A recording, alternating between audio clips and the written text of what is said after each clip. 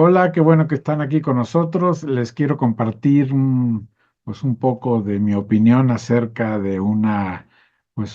pequeña controversia que se dio después de que la semana pasada tuvimos la versión número 10 del festival Cómo suena la clave, cuyo objetivo principal es precisamente fomentar el concepto de la salsa mexicana como algo que se ha hecho ya pues por más de ciento y pico de años en este país. La pregunta era si hay salsa mexicana o es nada más o solamente es salsa hecha en México. Y para lo cual pues tenemos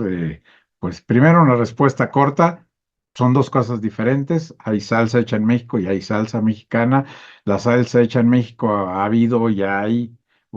mucha buena salsa, buena calidad. Incluso han venido de fuera a hacer buena salsa aquí en México y esa es la que podríamos llamar la salsa hecha en México, no importa el tipo, el estilo, la calidad, etcétera. Para hablar de salsa mexicana ya es un asunto un poco más complejo.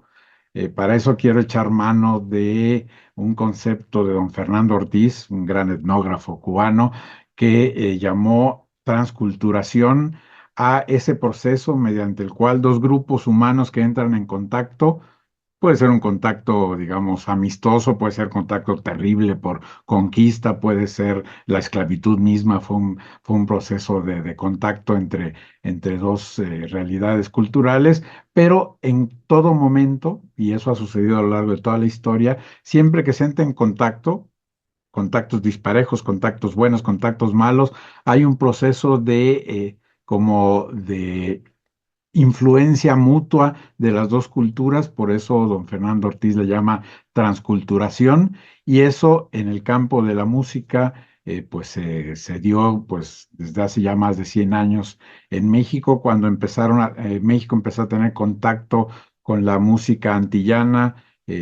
por ahí de finales del siglo XIX. Primero llegaron las danzas, luego el danzón, luego el bolero y luego el son, etcétera, etcétera. Entonces, se empezó a dar una manera casi desde el principio eh, particular de ejecutar toda la música y todos los ritmos y todos los géneros que venían de las Antillas.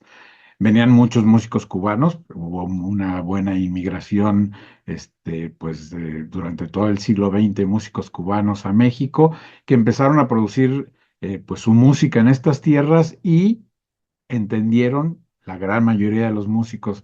cubanos entendieron que pues inexorablemente se empezaba a mexicanizar. Lo entendió Acerina, lo entendió el caballero antillano, en Arturo Núñez y el mismísimo Pérez Prado entendieron que pues la música como la tocaban allá necesariamente iba a tener que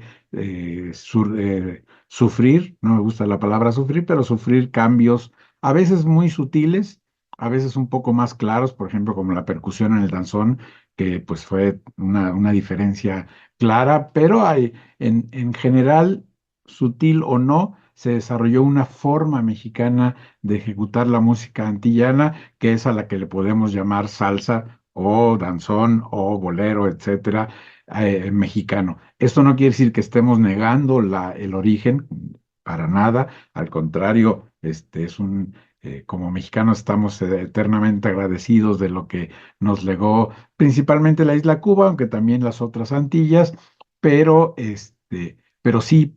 podemos pensar después de ciento y pico de años que ya se ha desarrollado una manera mexicana de hacer las cosas y esto se ha hecho en muchos lados, ¿no? Pensemos, por ejemplo, en el jazz europeo, que durante mucho tiempo sonó mucho al jazz norteamericano, pero que con el paso del tiempo empezó a adquirir características propias. Lo mismo con el blues del sur de los Estados Unidos, cuando llegó a Chicago empezó a adquirir características propias y podemos hablar ya de un blues propiamente de la ciudad de los vientos allá en el norte de la Unión Americana. Es decir, es un proceso natural que se ha dado multitud de veces en todo el mundo, en el cual un arte, una música, una manera de hacer de organizar los sonidos se traslapa a otro lugar y empieza a adquirir una característica y una forma de hacerse propia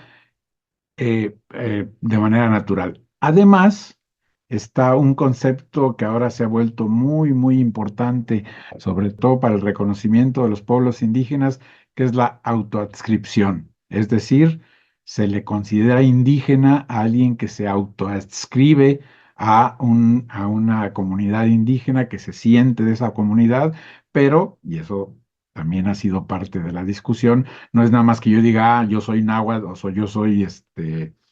totonaco, sino que tiene que haber una cierta calificación que en las leyes mexicanas hablan de, por ejemplo, que hable la lengua indígena, que haya vivido en una comunidad indígena, etcétera. Y eso ha pasado con la salsa mexicana. Hay un proceso de autoadscripción. Hay un buen número de músicos mexicanos tocando los géneros que llegaron de las Antillas, pero que lo quieren hacer de una manera muy propia desde acá, desde nosotros, y entonces se han dedicado a promover incluso el nombre mismo de salsa mexicana, y entonces podemos hablar de un proceso de adscripción. Pero no es nada más la voluntad, sino que es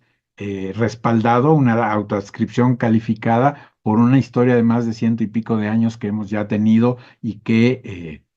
pues está a la vista. Claro, para quien apenas entra en contacto con toda esta tradición de ciento y tantos años, pues a veces no es tan evidente, porque no la conoce, porque no ha palpado los resultados de esta de estas maneras de hacer música frantillana en México, y entonces a lo mejor desde un punto de vista musical se le hace que es básicamente la misma cosa, pero le falta el conocimiento y la sensibilidad que le da conocer una tradición a la cual pues apenas va llegando. Esto es también normal, no es no es de mala fe, sino que pues conforme se van adentrando a esta nueva tradición, sí derivada de la que vino de las Antillas, pero ya con una vida propia, entonces entienden cómo es que podemos hablar ya de una salsa hecha en México y sobre todo de una salsa mexicana. Muchas gracias.